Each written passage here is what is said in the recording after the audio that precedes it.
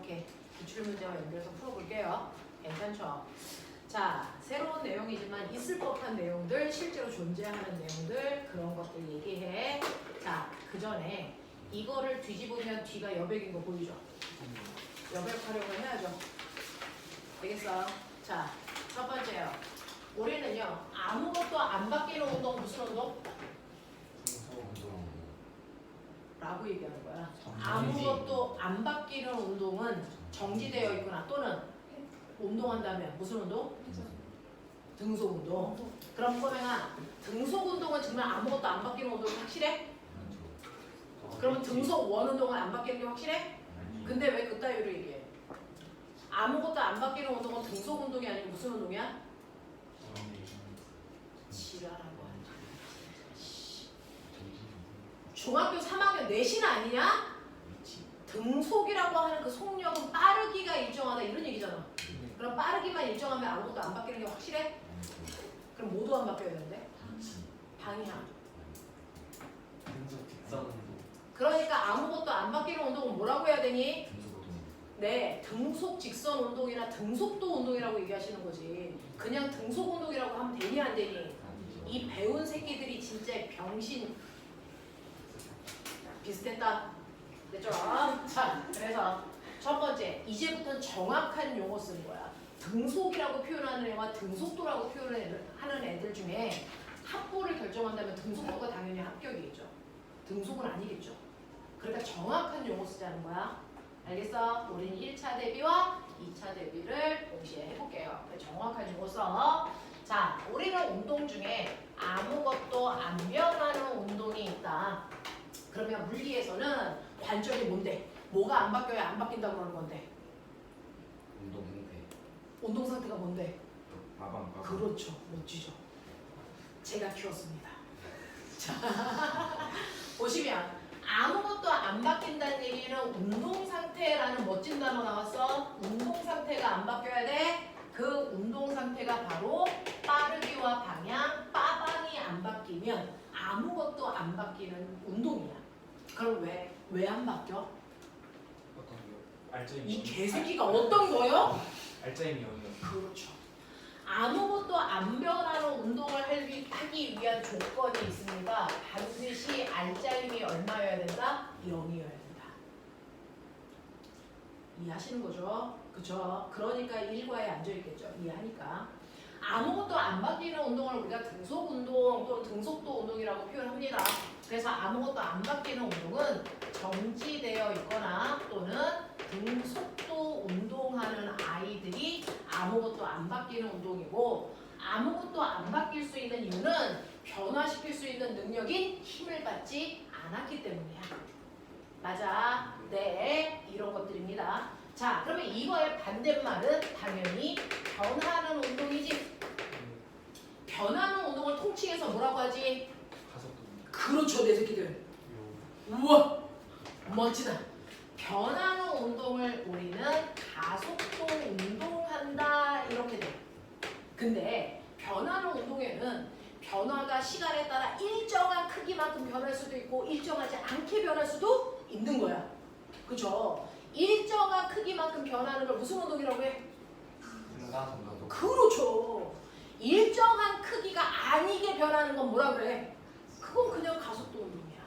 알겠어? 어쨌든 변화하는 운동을 통칭해서 우리는 가속도 운동이라고 하는데, 가속도 운동 중에는 변화량이 일정한 등가속도 운동이 있고 변화량이 일정하지 않은 가속도 운동도 존재하지. 근데 변화의 주체는 누구야? 힘이죠. 그럼 변화가 일정하려면 조건. 알짜임이 일정하다. 네, 알짜임이 일정하다? 그러면 그 힘은 스칼라야, 벡터야? 벡터죠. 그러니까 변화량이 일정한 등가속도 운동은 멋진 말. 알짜임의 힘에 뭐가 크기와 뭐가 방향이 안 바뀌어야 등가속도 운동이지. 방향이 달라져도 등가속도가 아니야. 되겠어? 그러면 변화량이 일정하지 않은 운동은 알짜힘은 작용하는데 알짜힘의 크기가 그때그때 커졌다 작아졌다 앞으로 갔다 뒤로 갔다 지랄이라는 거지. 되겠어? 네, 알짜힘 지랄맞게 작용하면 가속도 운동이야. 이런 거야. 그러면 꼬맹아 등가속도 운동의 유형은 몇 가지 있냐? 등가속도 그래프는 몇 가지가 너한테 그려져? 두세 가지. 등가속도 그래프는 딱 세 개야. 그러니까 어떤 새끼가 등가속도 운동한다면 이 세 개의 그래프 중에 무조건 하나야. 그리고 보면 되죠. 등가속도 운동을 할 때는 시간 속도 그래프를 그렸을 때요. 처음 속도가 0인 상태로 일정하게 늘어나든 아니면 처음 속도가 있는 상태로 일정하게 늘어나든 또는 처음 속도가 있는 상태로 일정하게 줄어들든 셋 중에 하나야. 이거밖에 없어. 맞지 않니? 그쵸. 그래서 이게 등가속도야. 그러니까 등가속도 운동에 그럼 저 세 개 중에 하나를 찍고 들어가면 되는 거죠. 그죠? 우리는 그래도 상식적으로 한 번은 확인하자. 한 번은 확인하자. 처음 속도가 있는 상태로 일정하게 증가하는 등가속도 운동이 있다고 치자. 그랬을 때 기울기가 뭐야? 가속도입니다. 그래서 면적이 뭐야? 네, 간거리죠. 근데 이건 조건이죠. 부호 띄고 보면 이동거리고 면적에 부호 넣고 보면 변이야. 알겠습니까? 이 얘기야. 그랬을 때 처음 속도보다 시간이 t초 지나니까 속도가 이만큼 증가했네. 속도 증가량 어떻게 구한다 그랬지? 나중 속도가 없잖아 이 새끼야. AT잖아. 그래서 속도 증가량은 AT지. 그래서 이 AT만큼 증가해서 나중 속도 V이 됐어. 이런 얘기지? 그랬을 때 등가속도 공식 세 가지. 우린 너끈히 쓸 수 있지. 첫 번째 나중 속도, 두 번째 간거리, 세 번째 시간 모를 때 이런 얘기였어. 됐어. 그러면 지금 못 쓰고 있는 그걸 오늘 집에 가서 꼭 외우고 오셔야 된다는 얘기야. 되겠어? 사람들마다 군데군데 부족한 거 있죠. 그렇죠? 그걸 오늘 밤에 해결하시면 됩니다. 약속. 오늘 밤에 꼭 해결하고 자라. 자, 그럴 거면 나중 속도 어떻게 써? 불러. 처음 속도에다가 속도가 늘어난 만큼 가면 되잖아. 그치? 그래서 처음 속도에다가 속도 늘어난 거 더하세요. 이런 얘기야. 이해되지? 그 다음에 간거리는 밑에 있는 사각형 넓이 더하기 삼각형 넓이인 거 알잖아. 맞죠? 사각형 넓이 구하는 공식에 삼각형 넓이 구하는 공식을 쓰면 돼. 그러면 저 새끼 사각형 넓이 어떻게 구해? V0t 삼각형은 2분의 1 AT 제곱인데 이렇게 잘 안 구해. 등가속도 운동일 때 간거리 구하는 가장 쉬운 방법은 평균 속도에다가 걸린 시간 곱하는 거지. 저 새끼 평균 속도 어떻게 구할까? 2분의 1 V. 딱 절반. 뭐와 뭐의 딱 절반? V랑 V. 그렇죠. 처음 속도와 나중 속도의 절반 값이 평균 속도지. 거기다가 걸린 시간 곱하면 되는 거지. 맞냐? 이 방법을 주로 쓰는 거야. 이 방법을 주로 쓰는 거야. 그렇다면 거꾸로 얘기해. 평균 속도는 바로 그 처음과 나중에 정확하게 가운데 순간의 속도를 얘기해. 그러니 0초부터 1초까지의 평균 속도가 2야. 그러면 얘는 몇 초일 때 속력이란 얘기야? 0.5초일 때 속도가 2란 뜻이야. 그래서 0초일 때도 1초일 때도 아니고 0.5초일 때 속력이 2란 얘기야. 되겠어? 그러면 1초에서 2초까지의 속력이 꼬맹아 4라고 치자. 그러면 이 4는 몇 초일 때 속력이야? 이 4는 몇 초일 때 속력이야? 0초부터 1초까지의 평균 속도는 2, 1초부터 2초까지 평균 속도는 4. 그러면 1초부터 2초까지의 평균 속도는 언제 속력이니? 1.5초.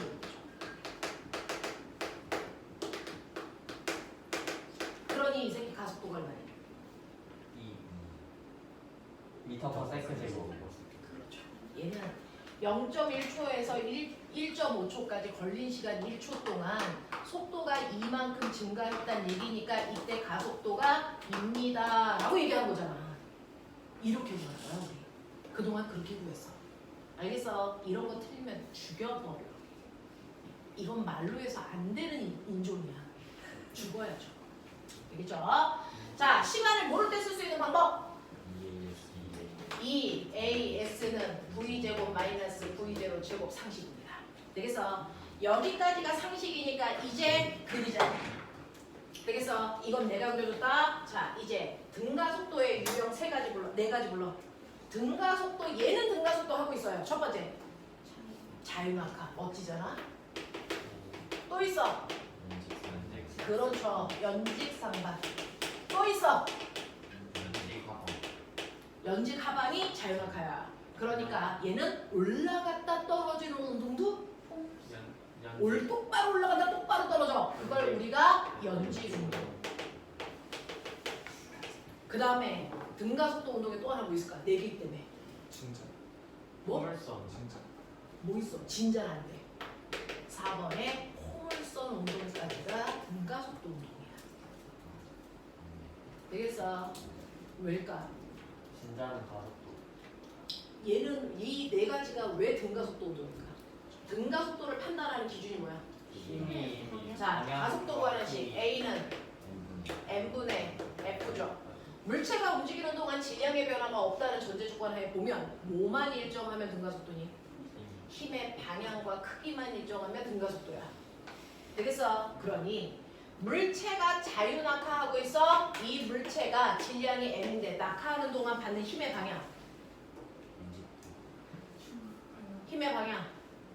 아래 방향. 떨어지는 동안 힘의 방향 바뀐 적이 있어 없어?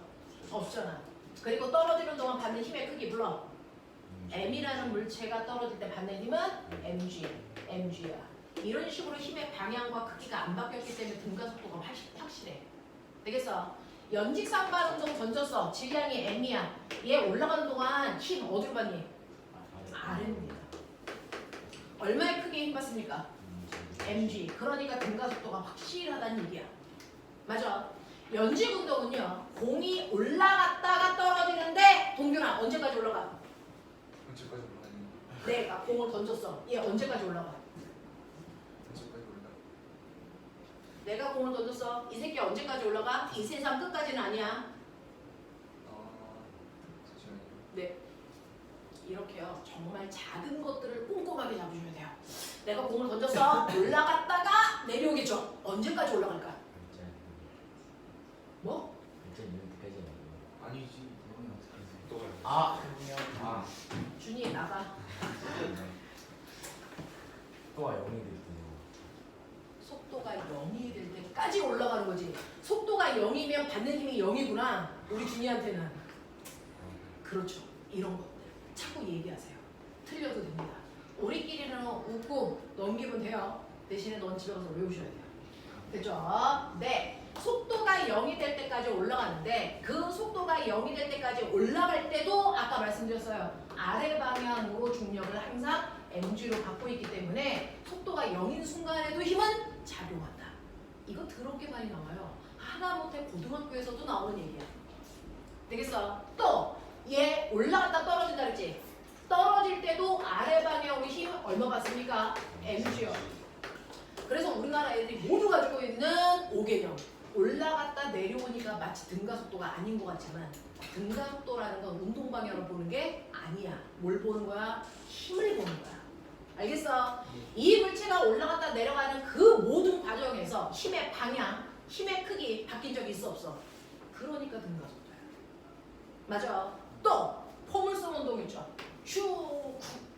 그래서 얘가 이런 식으로 올라갔다 떨어지고 있어요. 얘 무슨 힘 받습니까?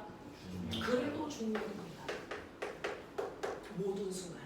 얼마만큼 받습니까? mg. 그러니까 얘조차도 일정한 같은 크기의 힘을 계속 받고 있어요. 같은 방향으로. 그러니까 등가속도일 수밖에 없어. 근데 아까 동균이가 얘기한 진자 운동 봐. 자, 물체가 왔다리 갔다리 한다. 여기 A점에 있어. 이 물체 여기에서 받는 힘 몇 개일까? 2개죠. 뭐하고 뭐? 그렇죠. 그러면 장력과 중력의 합력이 알자 힘이겠죠. 어느 방향이냐 이 새끼? 이 방향이죠. 그러면 여기 왔을 때 어느 방향인지 봐. 이쪽이죠. 그러면 힘의 방향이 달라졌죠. 절대로 얘 등가속도일 수가 없어요. 이런 얘기야. 그럼 등소하는 동안 얘 여기 있어. 힘 어디 받니? 중심. 여기 있을 때는 중심. 이 방향과 이 방향이 같은 방향이야? 아니잖아. 그러니까 등속 원운동은 등가속도가 아닌 거지. 맞습니까? 이런 얘기입니다. 이런 얘기입니다. 그래서 우리가 지금 배운 등가속도의 형태를 띠는 건 4개다. 이 4개가 머릿속에 정확하게 들어가셔야 되는데 첫 번째요. 자유낙하 그래프 그리시죠? 빨랑 그래. 시간 속도 그래프 2초 동안 떨어졌다고 치자. 거기에 넣을 수 있는 숫자들 최선을 다해서 넣어.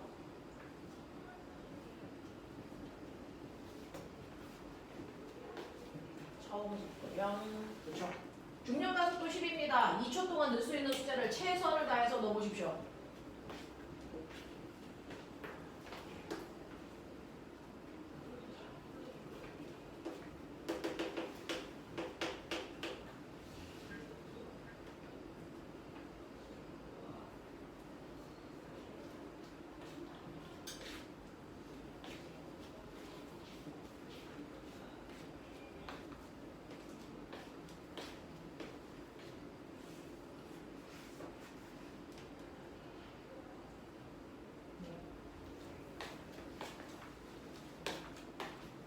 네. 그렇죠. 동균아, 네가 그린 자유낙하 그래프는 1km짜리 그린 거니 10km짜리 그린 거니? 상관이 없죠. 네. 되겠어. 이 자유낙하하는 물체가 1km이던 10km이던 시간에 따라 속력의 변화는 상관이 있다 없다? 없어요. 얘는 질량하고 상관없이 항상 지구상의 자유낙하 그래프는 한 개밖에 없으니 외울 만한 이유가 있는 거죠. 자, 그랬을 때 1초일 때 속력 얼마? 10이야. 그러니 낙하거리가 얼마야? 5죠. 2초일 때 속력이 얼마니? 20이야. 그러면 총 낙하거리가 얼마니? 20이죠. 그럼 꼬맹아, 2초 동안 낙하한 거리가 20인데 정확하게 이 거리의 절반 오는데 몇 초 걸렸겠냐? 적어도 1초는 아니라는 거야. 아까 그 문제. 시간이 절반일 때 낙하거리가 절반이 안 돼. 무슨 말인지 알아? 그러면 절반이 되려면 전체가 20이니까 이만큼은 갔어야지. 이게 몇 초일까? 루트 2초죠. 이 시간에 루트 2분의 1 t면 되는 거죠. 시간이 루트 2분의 1로 줄면 속력도 루트 2분의 1로 줄죠. 맞아요. 간거리는요. 속력 곱하기 시간인데 속력이 루트 2분의 1로 줄고요. 시간도 비례하기 때문에 루트 2분의 1로 줄니까 그래서 간거리는 원래 거리에 비해서 얼마 주니? 네, 2분의 1만큼 줄 수 있는 거예요. 이해돼요? 이해돼요? 이런 얘기입니다. 그래서 전체 거리의 절반만큼 가려면 시간은 절반 드는 게 아니고 루트 2분의 1t 걸린다고요. 무슨 말인지 알아? 이런 얘기 하시는 거잖아. 자, 그래서 자유낙하라고 하는 그래프의 의미도 기억을 하시는데 꼬맹아, 이때 이 그래프의 기울기가 뭐니? 중력가 속도죠. 근데 이게 지구가 아니고 달이면 이 기울기는 어때야 됩니까? 완만해져야죠. 지구의 중력가 속도의 몇 분의 1? 자, 그럼 6분의 1이니까 기울기가 완만해서 이렇게 가는 거죠. 되겠어? 그럼 똑같은 20m를 떨어질 때 달에서 떨어지려면 더 오래 걸리죠. 얼마나 더 오래 걸리냐고. 얼마 걸릴까? 20m가 되려면.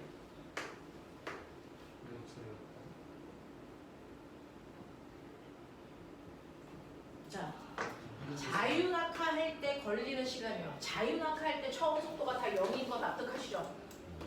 맞아요. 낙하거리 h인 거 아시죠? 자유낙하하는 거리 h는 뭡니까? 2분의 1 gt 제곱을 계산하시면 되겠죠? 그러니까 낙하거리가 일정하다면 되겠냐? 낙하거리가 일정하면 중력가 속도가 g가 아니고 6분의 1이면 됐어? 시간은 몇 배 걸려야 돼? 루트 6배 걸려야죠. 그러니까 지구에서 2초 걸렸다면 달에 가면 2루트 6초 걸려야 정상이라고요.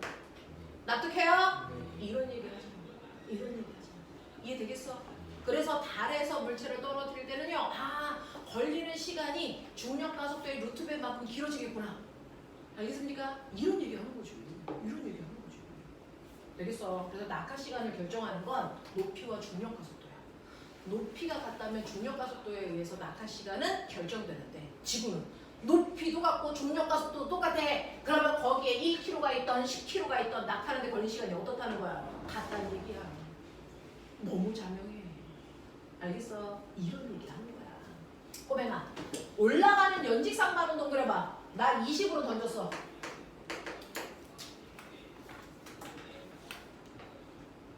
그려. 틀려도 그려. 그래놓고 고치자. 연직상반. 연직 그리라고 안 했어. 연직상반. 던져 올려서 속력이 0이 될 때까지 올라가는 것만 그려. 수빈, 핀조. 그거밖에 없어? 한 개만 있으면 돼. 한 개.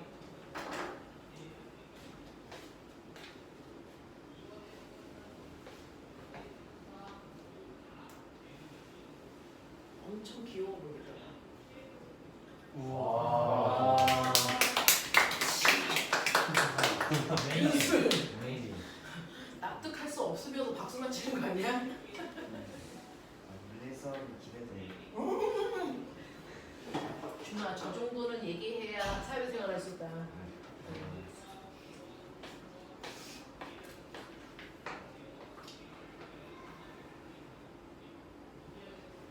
그래서 연직상반이야. 어딨어? 쓸 수 있는 숫자를 왜 그거밖에 못 쓰죠? 왜 그 숫자밖에 못 넣죠? 연직상반이요. 맨 처음에 속도가 얼마? 20이요. 그래서 속도가 0이 될 때까지 올라가는데 여기 20 써봐. 그럼 이거 얼마야? 그렇죠? 이거 얼마야? 그렇죠. 되겠습니까? 오케이. 자, 20의 속력이 0이 될 때까지 올라갑니다. 되겠냐? 그러니까 여기가 20이고 여기가 2초고 올라간 거리가 20이면 꼬맹아 여기가 0이어서 20이라는 속력이 될 때까지 내려오는데 걸린 시간이나 20으로 던져서 0이 될 때까지 올라가는 시간이나 어떠니?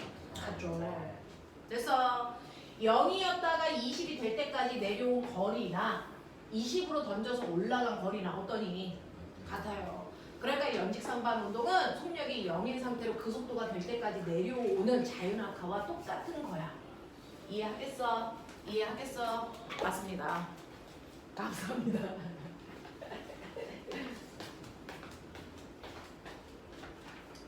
자, 이렇게 된다는 거 기억하고 연직 운동이야. 이제 이거 그릴 거야. 되겠어? 20으로 던졌어. 그래서 올라갔다가 다시 그 속력이 될 때까지 내려올 때까지 걸린 그 운동을 그래프로 그리는 거야. 그려봐. 시간, 속도 그래프 그리는 거야. 시간, 속도 그래프 그리는 거야.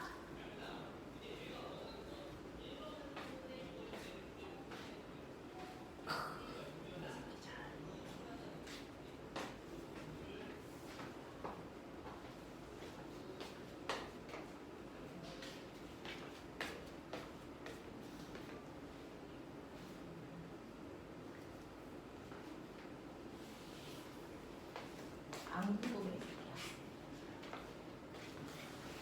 하유라 나가서 그려. 네 그래프. 수빈아 나가서 그려. 네 그래프. 애들한테 보여주자. 응? 화장실 갔다 와. 빨리 갔다 와. 잘못 그린 거. 그냥 그려. 네 답 그대로. 네, 자기 답 그대로 그리라고 잘못 불러드려. 그렸는데. 네, 자기 답 그대로 그리십시오. 그래서 서로 같이 생각해 보면 되죠. 그러려고 부른 거예요.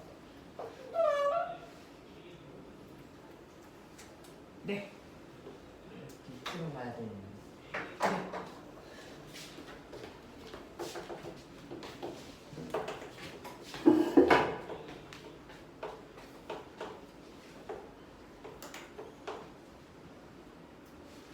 네.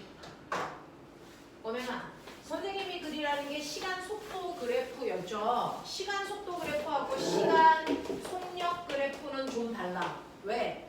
속력은 빠르기만 그리면 되는데 속도는 뭘 그려야 돼? 빠르기와 모두 생각해? 방향도 생각해. 그러니 올라가는 방향을 플러스 방향이라고 한다면 내려오는 방향의 속도는 뭘로 그렸어야 돼? 마이너스. 되겠어? 근데 자 하율이는 이렇게 그렸어. 하율이가 그린 건 속력 그래프야, 속도 그래프야? 이거 속력 그래프야. 방향 생각 안 하고 빠르기만 그린 거야. 알겠어? 그래서 시간 속력 그래프 그려라? 그럼 이렇게 그리면 돼요. 됐어? 근데 시간 속도 그래프를 그리라 그러면 방향 생각해야 되니까 어떻게 그려? 이렇게 그리죠. 되겠습니까? 자, 그럼 꼬맹아 이때 이 그래프만 나온다. 이 새끼 방향 언제 바꿨니? 자, 방향을 정반대로 바꾸려면 속도가 순간 얼마여야 되니? 자, 그러면 시간 속도 그래프를 그렸는데 꼬맹아 시간 속도 그래프가 이렇게 됩니다. 여기가 0, 여기가 2, 여기가 4, 여기가 6이라고 치자. 시간 속도 그래프야. 얘는 방향을 몇 번 바꿨니? 한 번 바꿨어요. 언제 바꿨습니까? 이때 바꾼 거죠. 이때 방향 바뀌었니 안 바뀌었니? 안 바뀌었어요. 이해돼요? 이해돼요? 자, 방향이라는 건 뭐 보면 되냐면 속도의 뭐 봐라? 부호 봐라. 속도의 부호가 방향을 얘기해 주거든요. 그러니까 속도의 부호가 플러스에서 마이너스로 바뀌는 x절편 이 부분이 바로 방향이 바뀌는 포인트야. 이해되겠어? 이해되겠어? 네. 이런 것들 머릿속에 절대로 기본에서 흔들리는 일은 없게끔 해야 돼. 너네 출석 면담 가서도요. 대답 못할 때까지 질문하거든요. 그러니까 하다 보면 못하는 부분 반드시 생길 때까지 하니까 못하는 부분이 있어요. 그럼 대답을 못한 부분이 있다고 해서 거기서부터 말리면 되겠니 안 되겠니? 그럼 나 혼자 병신 되는 거야. 되겠어? 대답 못할 때까지 질문하시는 거야. 원래. 근데 대답을 못하는 수준이 어디여야 돼? 높은 수준이야. 누구나 다 할 수 있는 낮은 수준에서 대답을 못하면 그 다음에 다른 질문을 넘어가줘요. 아, 이 새끼 병신이네. 근데 난이도를 계속 높였는데 한두 번 대답하다 걸려. 그 정도는 걸려도 돼. 되겠어? 이런 얘기야. 그러니 기본에서 틀리는 게 가장 나쁜 거야. 어려운 건 틀려도 돼. 되겠냐?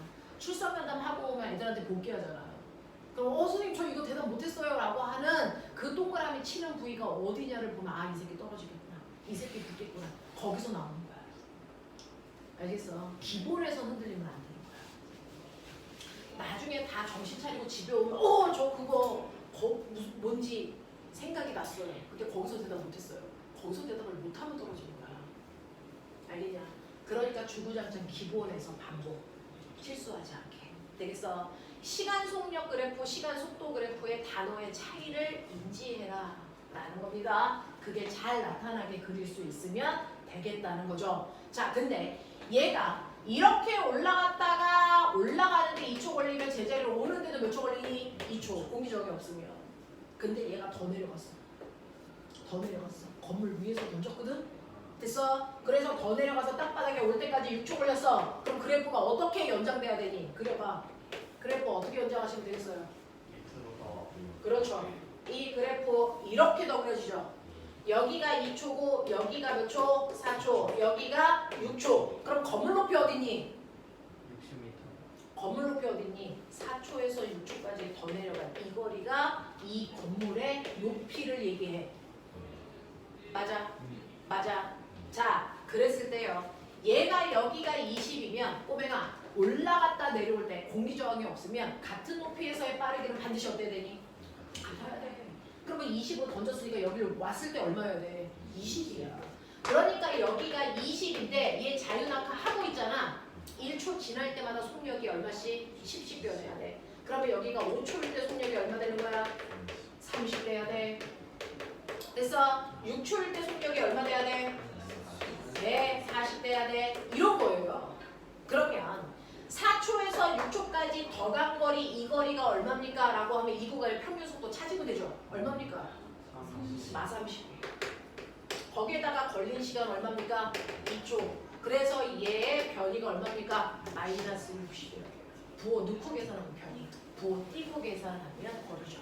그래서 이 건물 높이가 60이구나 라는 걸 찾아낼 수 있어. 이해돼? 하겠어? 이런 얘기야. 자, 그 다음에 포물선 운동 아시죠? 됐죠? 포물선 운동의 기본은 여러분들이 아시는 것처럼 물체를 건물 위에서 던져보는 겁니다.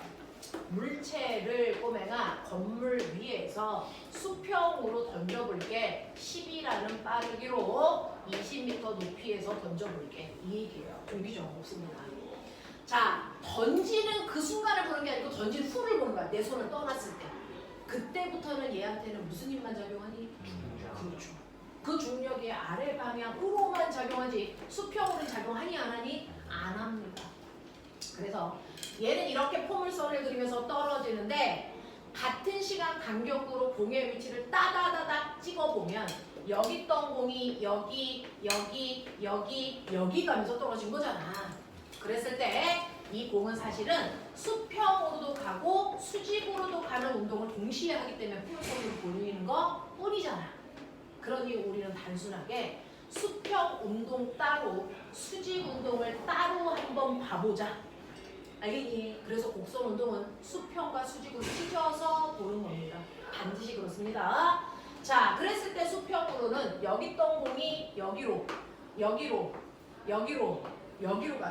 그러면 옆으로 간 간격이 같은 시간 동안에 어떻습니까? 그러니까 수평으로 무슨 운동을 하고 있다? 네, 등속 운동을 하고 있다. 그러면 수평으로는 왜 등속 운동을 하고 있니?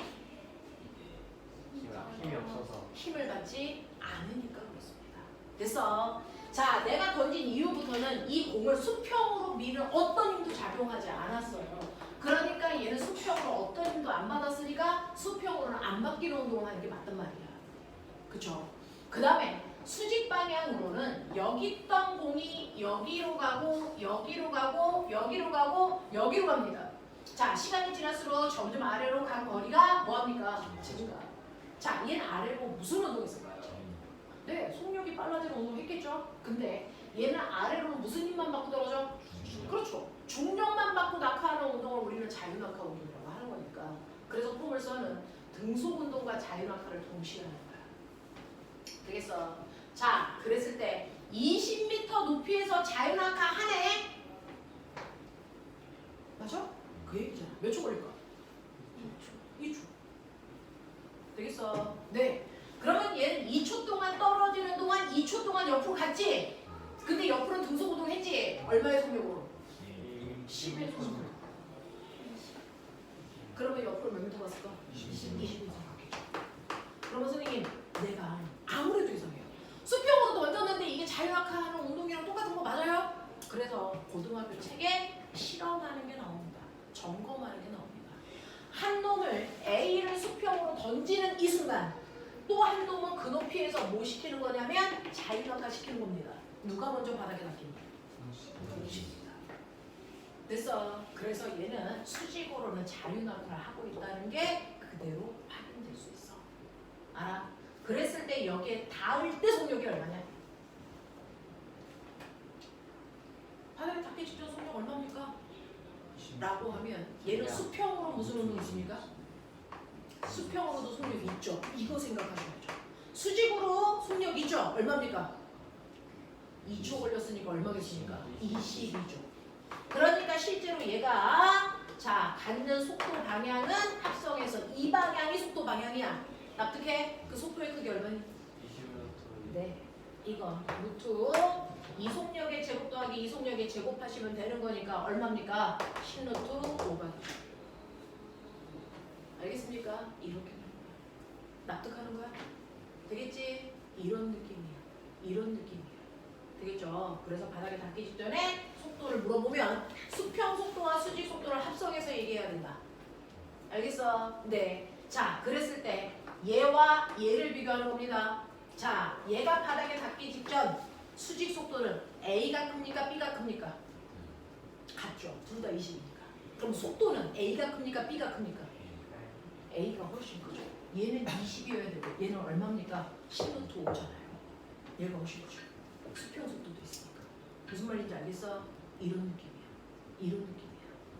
이해되겠냐? 이해되겠냐? 이런 느낌입니다. 머릿속에 넣으시면 되겠죠? 자, 그래서 등가속도 운동이라는 걸 우리가 좀 알아냈다면 보면은 자, 그 중에서 등가속도의 가장 대표적인 게 자유낙하다. 1번 문제야. 됐어. 아까 너네가 얘기했다. 자유낙하를 하는데 2kg짜리 A라는 공과 1kg짜리 B라는 공을 같은 높이에서 떨어뜨려. 시간에 따라 속도 변화 그래프를 그려라. 어떻게 그리면 되니? 어떻게 그리면 되니? 똑같게 그리면 되죠. 그러니 이렇게 그려져 있는 얘가 누구의 그래프였습니까? 공기 없어. 맨 처음에 그려져 있는 그 그래프가 누구 거였습니까? A 거죠. 됐어? 그러면 B 그래프를 그려라 그래도 어떻게 그리면 됩니까? 똑같게. 지구상의 자연학과 그래프 하나밖에 없다. 그러니까 그냥 똑같게 그리시면 된다. 이 얘기입니다. 이거 이해되겠어요? 자, 근데 문제는 얘가 낙하할 때 이 안에 공기가 있어. 그렇다면 공기 때문에 뭐가 생기니? 공기 저항이 생겨. 그러면 어떻게 된다고 여기에 써있지? 공기 저항이 있을 때는 낙하하는 물체가 어느 정도까지만 속력이 빨라지다가 그 다음부터 속력이 뭐하다? 일정한 등속도로 떨어진다 라는 겁니다. 그러면 이렇게 물체를 공기 저항이 있는 곳에서 떨어뜨리면 속력이 어느 정도까지만 증가하다가 그 다음부터 속력이 일정한 이런 모습을 띈다는 얘기야. 이때 떨어지는 그 물체가 갖는 가장 큰 속도를 우리는 낙하하는 물체의 무슨 속도라고 한다? 중단 속도라고 하겠다. 이렇게 정의한 거야. 그러면 공이 이렇게 떨어지다가요. 속력이 어느 정도까지만 늘어나다가 더 이상 속력이 늘지 않는 이유는 속력이 0이었다가요. 1이었다, 2였다, 3이었다, 4였다, 5, 그 다음 5, 그 다음 5, 5 이렇게 떨어진다는 얘기야. 맞죠? 더 이상 속력이 늘지 않고 등속도 운동한다? 이유는 딱 하나죠. 합력이 얼마 됐다? 그 순간 0 됐다. 라는 얘기다. 자유낙하를 하는 애는 중력이라는 힘만 받았고 떨어지는데 공기 저항이 있을 때는 낙하하는 물체한테는요. 중력 말고 공기가 운동을 방해하는 뭐도 생긴다? 공기 저항도 생긴다? 이 뜻이야. 근데 처음부터 등속이었어? 아니잖아. 처음에는 떨어지면서 속력이 증가했다는 얘기는 처음에는 아래 방향으로 알짜임이 생겼다가 그 다음에는 얼마가 되는 거야? 0이 되는 거지. 그 이유가 뭘까? 떨어지면서 공기 저항이 점점 커진다는 거야.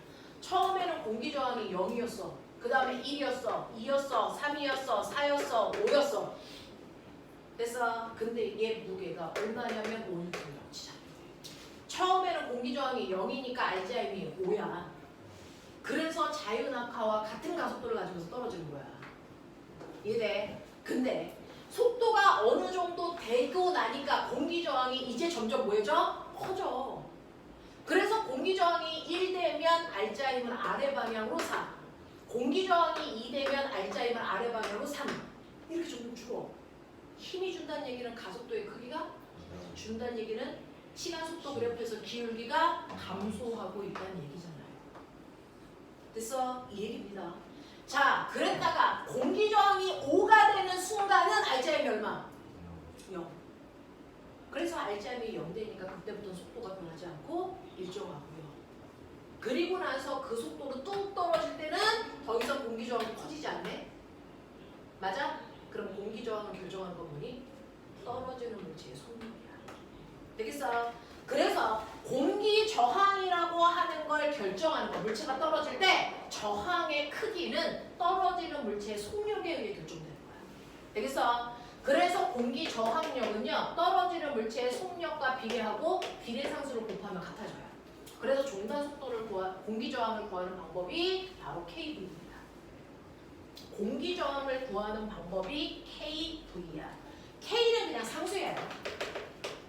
그리고 V는 낙하속도. 아, 낙하속도가 빠를수록 저항은 점점 커지는 거구나.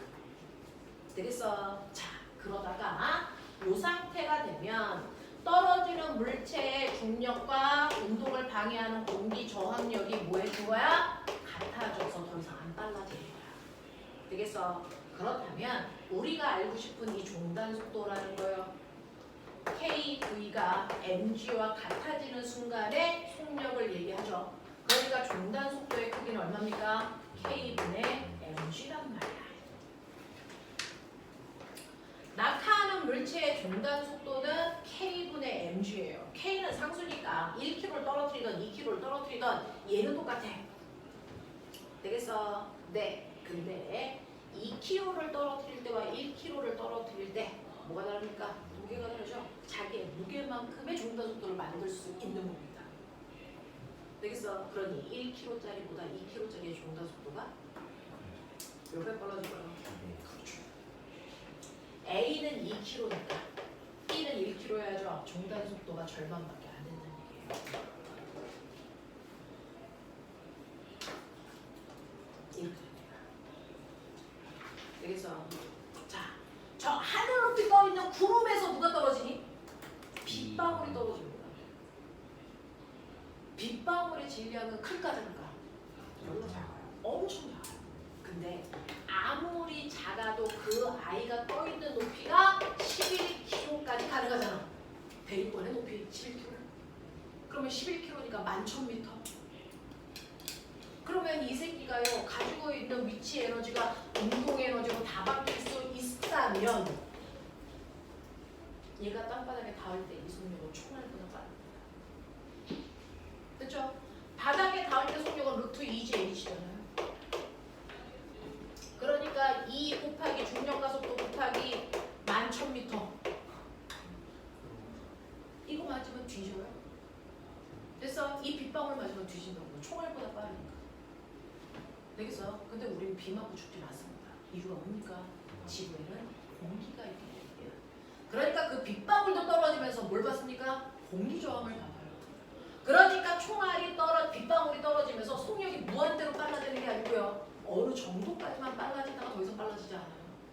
그래서 우리 지면에서 받는 빗방울의 속력은 2에서 3밖에 안 돼요. 요거밖에 안 돼요. 왜 그럴까?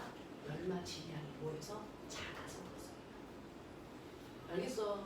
이 새끼가 중단 속도에 도달하니까 우리가 안 죽는 거야. 그러지 않았으면 우리는 죽어. 알겠냐? 비만 맞아도 죽어.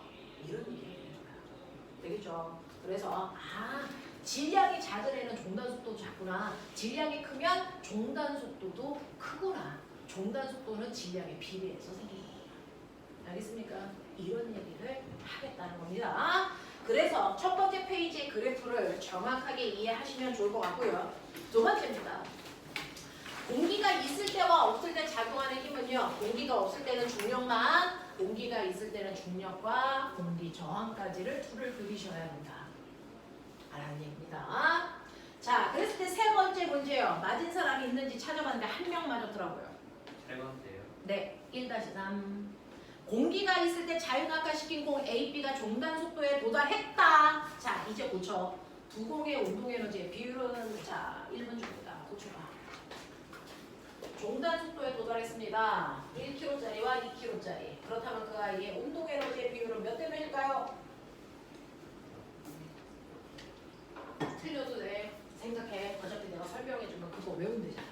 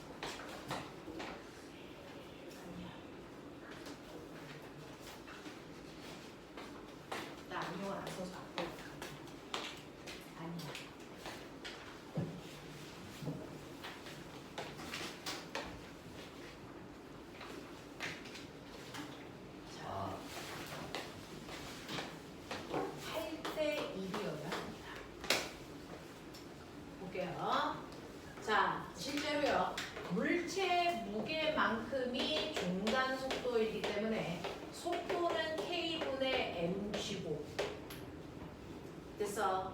그랬을 때 물체의 운동 에너지 2분의 1 mv 제곱에 v 자리에 얘 집어넣으면 되는 거야. 맞아? 그러니까 운동 에너지는 k 제곱분의 m 제곱 g 제곱이 그 물체의 운동 에너지야. 그러니 질량이 1kg인 m인 i보다 질량이 2배 큰 2m인 i는요 2분의 1 2m에 k 제곱분의 4m 제곱 g 제곱이 되겠지.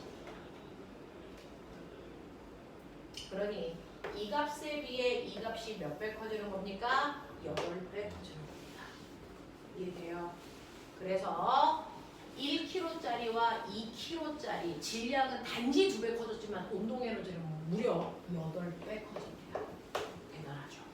대단하죠? 알겠어? 그러니까 여러분들이 저 위에서 자연학하는 그 순간 엄청나죠? 뛰지 마. 그래서 이런 얘기야. 이런 얘기를 하고 있습니다. 이런 식으로 여러분들이 어떤 작은 상황을 해석해서 그거 가지고 문제를 풀려고 노력을 하셔야 됩니다. 자, 그 다음에 넘어오시면 두 번째 내용이 있어요. 자, 우리 운동을 이런 식으로 기본적으로 실생활에 적용하면 내가 배웠던 얘기들을 이렇게 응용해 가면 되는 거구나. 이런 얘기를 했고, 그죠? 하나 더. 여러분들이 보시면 물체가 운동할 때요. 바닥과의 마찰이 없을 수가 없어요. 그래서 마찰이 있을 때를 생각해보자라는 거죠. 되겠어? 자, 마찰은 반드시 어느 방향으로 작용한다? 물체의 운동 방향과 반대 방향으로 작용하는 힘으로. 되겠어? 마찰력은 뭐에 의해 결정된다? 네, 물체와 바닥 사이에 뭐? 거칠기를 우리가 마찰의 계속도 바닥을 누르는 수직 방향으로 누르는 힘, 수직 항력의 곱이 바로 마찰력을 계산하는 방법입니다. 되겠어? 근데 모든 마찰력을 이렇게 구하는 건 아니죠. 수직 항력하고 상관없는 마찰력도 있죠. 그렇죠. 마찰력은 두 개예요. 물체가 이렇게 있는데 10kg짜리 물체가 있어. 내가 10N의 힘으로 당기니까 이 색이 안 움직여. 마찰력이만. 맞죠? 마찰력이 이 순간 10이 생겨서 안 움직입니다. 그쵸? 근데 내가 똑같은 물체한테 20N의 힘으로 당겨요. 그래도 안 움직여. 이때 얘 마찰력 얼마 되니? 그쵸? 됐어. 수직 항력하고 전혀 상관없어. 네가 외부에서 주님에 의해서 결정되는 게 정지되어 있는 동안 작용하는 정지 마찰력이야. 되겠어? 마찰력의 종류 몇 가지? 지랄. 세 가지 새끼들아. 세 가지 있어 놈들아. 자, 마찰력의 종류는요. 여러분들 보시면 맨 처음에 정지되어 있을 때는 네가 외부에서 10주면 마찰력도 10, 20주면 20, 30주면 30. 그래서 정지되어 있을 때는 외부에서 작용하는 힘만큼 마찰력이 생겨요. 그렇죠? 그래서 이 순간에 여기는 10, 여기는 20, 여기는 30 이런 식으로 정지되어 있는 동안에 작용하는 모든 마찰력을 우리는 정지 마찰력이라고 해요. 그 중에서 가장 큰 마찰력을 뭐라 그러니? 최대 정지 마찰력. 이것만 넘으면 그 순간부터 갈 수 있어. 가는 동안 작용한 마찰력은 뭐니? 그 운동 마찰력은 무조건 최대 정지 마찰력보다 무조건 작아지는 거죠. 이게 운동 마찰력. 그럼 보면 이물체가 움직일 때까지 필요한 최대 정지 마찰력의 크기는 예를 들어 30이었는데 운동 마찰력은 10이다 라고 치자. 그럼 도대체 이 마찰력의 크기요. 최대 정지 마찰력에 비해서 운동 마찰력이 작아진 이유가 뭐니?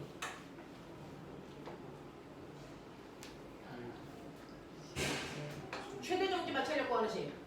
최대 정지 마찰력 구하는 식. 정지 마찰 계수에다가 수직 항력 곱해. 운동 마찰력 구하는 식. 운동 마찰 계수에다가 수직 항력 곱하면 돼요. 그럼 꼬맹아, 운동 마찰력하고 최대 정지 마찰력에서 수직 항력은 어떨까? 이 새끼는 똑같이 10kg니까 100N으로 들어줘. 됐어요? 100N. 마찰력과 운동 마찰력을 결정하는 이유는 뭐다? 마찰 개수가 달라진다. 똑같은 물체가 똑같은 바닥에 있더라도 정지되어 있을 때 작용하는 정지 마찰 개수와 움직이는 동안 생기는 운동 마찰 개수의 크기는 다르다. 왜 다를까를 자소서로 주제가 안 잡힌 사람들은 쓴다. 되겠어? 아직 과학 주제 안 결정한 사람 누구? 네. 너는 뭐가 너야? 안 돼. 됐어. 지금부터 선생님이 설명하면서요.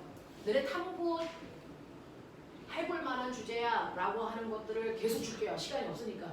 됐어. 그런 것들을 탐구해 보시면 됩니다. 도대체 정지 마찰 개수와 운동 마찰 개수의 차이가 생기는 이유는 뭘까? 알겠습니까? 이런 거 해결해 보시면 되겠죠. 되겠냐? 네. 이런 것들입니다. 한번 해보셔도 좋습니다. 자, 그래서 이런 식으로 여러분들은요, 마찰력이라고 하는 거, 마찰력은 바닥과의 거칠기, 물체의 수직 항력이지만 정지되어 있는 동안 작용하는 건 외부의 힘이다. 그게 마찰력을 결정한다. 되겠어? 물론 최대 정지 마찰력, 똑같이 10kg짜리가 있고 20kg짜리가 있으면 버틸 수 있는 힘은 당연히 얘가 두 배 크겠죠. 되겠어? 네, 최대 정지 마찰력은 제가 두 배 크겠지만 정지되어 있는 동안에 작용하는 마찰력은 사실은 외부에 작용하는 힘과 비례하는 값을 갖습니다. 라고 하는 거 기억해 두시면, 자, 이번에 문제 보시면 어떤 물체가 있습니다. 질량은 m이고 맨 처음에 가는 속력이 V0인데 얘가 가는 땅바닥은 두 가지 조건입니다. 하나는요, 마찰이 없는 곳, 하나는 마찰이 있는 곳. 보여요? 자, 마찰이 있는 곳이 있고요, 없는 곳이 있다는 거죠. 그랬을 때 마찰이 없는 곳에 질량이 m짜리가 V0의 속력으로 가. 자, 마찰은 없고 뭐만 작용하니?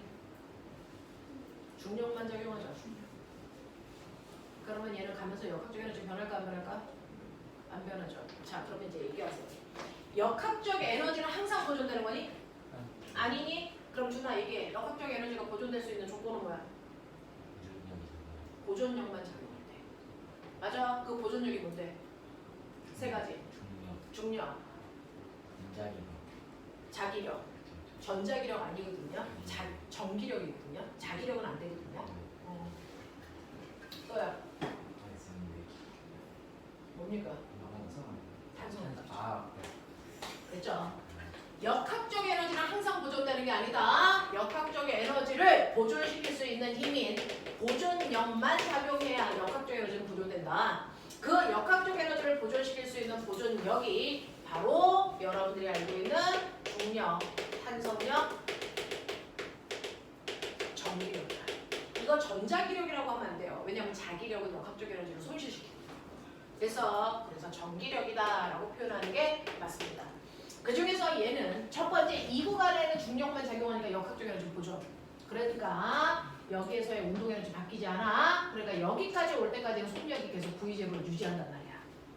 그랬다가 마찰력이 작용한다.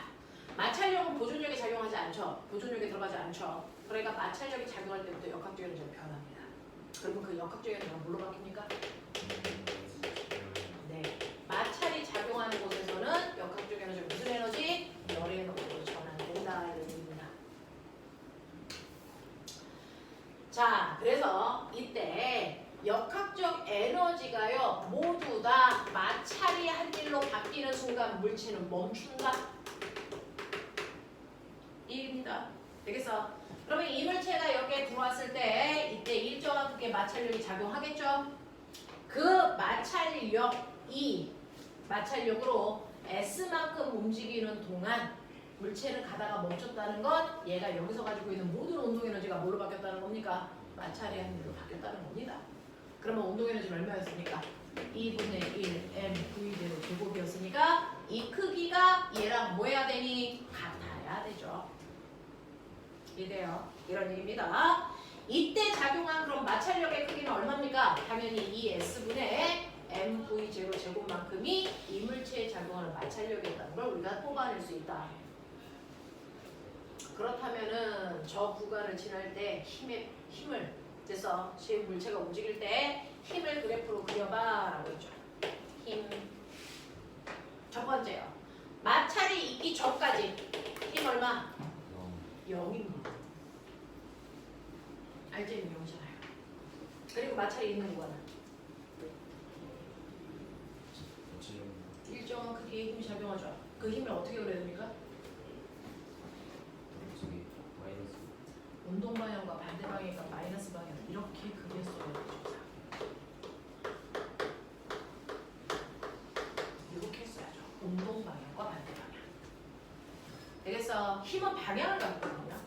적어도 운동 방향과 반대 방향이라면 이렇게 힘을 음수로 표현할 수 있는 생각도 좀 해봐 주시면 좋겠다라는 얘기입니다. 자, 그럼 물체와 마찰이 있는 면 사이에 마찰계수를 구하세요라고 하는 이 마찰계수요. 마찰력이 이건데 마찰력은요. 마찰계수에다가 수직항력 곱한 거죠. 그 수직항력이 뭡니까? 저 새끼는 mg죠. 맞아. 그러면 m 날라가잖아요. 그러니까 마찰계수의 정체는 2GS분의 V0 제곱만큼이 마찰계수의 크기다. 이해해요? 괜찮습니까? 자, 그 다음에 두 번째, 물체가 A 지점을 통과할 때 속력을 V1, 여기를 지나는 순간의 속력 V1은 사실은 V0입니다. 됐죠? 네, V1과 그 다음에 A 지점으로부터 절반만큼 갔대요. 절반. 자, 이 구간은 등가속도일까 아닌가? 맞죠? 일정한 크기의 힘이 로만 작용하니까. 그러니까 얘는 시간에 따라 속도 그래프를 그리면 이렇게 되는 거죠. 그랬을 때 단거리가 정확하게 절반이 되려면 처음 속도가 V0야. 됐어? 그러면 이 속도는 얼마여야 되니? 아까 했죠? 루트 2분의 V0여야 되죠. 이해됩니까? 이런 얘기예요. 자, 그랬을 때 V1 대 V2의 속력의 B, 그래서 얼마입니까? 루트 2 대 1입니다 라고 얘기하는 거야. 우리나라에서 맨날 물어봐요. 그래서 절반 갔을 때 속도 또는 절반 갔을 때 시간이 얼마예요? 알겠습니까? 루트 2입니다. 이렇게 해주시면 되겠습니다. 여기까지 괜찮아? 네, 오늘은 이 정도를 점검해 보고 싶었어. 가능하죠? 할 수 있죠? 오케이. 자, 그래서 너네가 가지고 있는 책에서요. 이제 책 펴요. 자, 물리 3권입니다. 물리 하는 특강 시간에, 물리 4는 수업 시간에. 되겠어? 특강 시간에는 하를 가지고 선생님하고 전기 파트 할 거고요. 전기. 그죠? 그리고 수업 시간에는 역학, 파동. 되겠냐? 이렇게 갈게요. 1번은 역학밖에 없어요. 2번에 전기와 파동이 있어서 특강 시간에는 2번을, 수업 시간에는 1번을 가지고 오시면 되겠습니다. 자, 맨 앞에는 힘이라서 힘은 선생님이 다음 시간에 해드리고 오늘은 운동 파트를 먼저 하죠. 운동 파트는 가지고 있는 책의 42페이지입니다. 42페이지부터 이제 학교 가도 맨날 곱하고 쳐 자는 게 일이죠. 할 일이 아무것도 없어. 방학은 이미 한 학교도 있고요. 그렇죠. 시간이 늘리기만 보입니다. 자, 오늘 숙제는요. 처음 오신 분도 있으니 살살 하죠. 오늘 숙제는 여러분들이 가지고 계시는 어디부터냐면 50페이지부터 살살 하죠. 자, 92페이지까지. 잘못 들었죠? 50부터 92까지! 다음 주에 다음 주 월요일까지 하는 거야. 다음 92. 다음 주는 안 해요. 다음 달은 다음 달까지? 다음 달까지. 싫어. 이거가 자, 근데 이 문제가요. 앞부분은 뇌를 풀고 해도 될 정도로 병신만 아니면 안 풀려 그러는데 이 안에 꼭 병신은 있다. 그래서 그런 문제들이 절반. 그리고 그 다음 절반은 여러분들이 좀 긴장하고 풀어야 되는 겁니다. 일단은 뇌를 풀고 풀 수 있는 문제들을 잠깐 풀고 2교시 때는 뇌를 잡고 풀 수 있는 문제들을 하도록 하죠. 됐죠? 자, 그 전에 여러분들 우리는요. 물체 운동을 표현하려면 물체의 그 순간 가고 있는 방향과 빠르기를 얘기해야 돼요. 자, 빠르게 구하는 방법. 이게 빠르게 구하는 방법. 우리 시간분이 있습니다. 시간분해 시간분의 이동거리로 구한 빠르기는 속력. 또 선이 시간분의 변이로 구한 빠르기는 속도. 맞습니까? 자, 그래서 속력과 속도를 구분하는데 문제는 그 시간 동안에 얼마만큼 갔는지를 재야죠. 그러려면 뭐 해야 됩니까? 처음 위치와 나중 위치를 정확하게 표현해야죠. 그러면 가장 핵심은 물체의 위치를 어떻게 나타내냐? 위치표. 한 지점의 위치를 표현하기 위해서는요, 3요소가 반드시 들어있어야 됩니다. 이게 들어있지 않으면 아무리 길게 표현해도 틀렸다라고 되겠어. 자, 여러분들이 알고 있는 이렇게 되어서요. 그래서 여기에 학교 있어, 여기에 집 있어, 여기에 편의점 있어, 이 얘기입니다. 되겠어? 이 거리가 2m, 이 거리가 3m라고 얘기하자. 그러면 내 친구한테요. 그래서 우리 집을 정확하게 표현할 수 있는 방법을 얘기하셔야죠. 그게 바로 위치표현입니다. 그래서 내 친구가 우리 집을 정확하게 찾아올 수 있는 방법을 얘기하셔야 됩니다. 자, 얘기하세요. 얘기해. 하유라, 얘기해. 학교 쪽으로부터 2m 거리.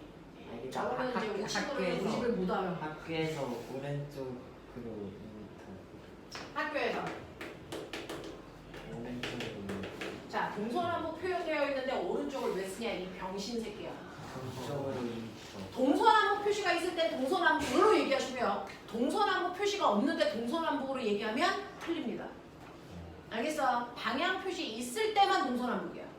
알겠습니까? 동서남북은 볼 줄 알죠? 제발 봐라.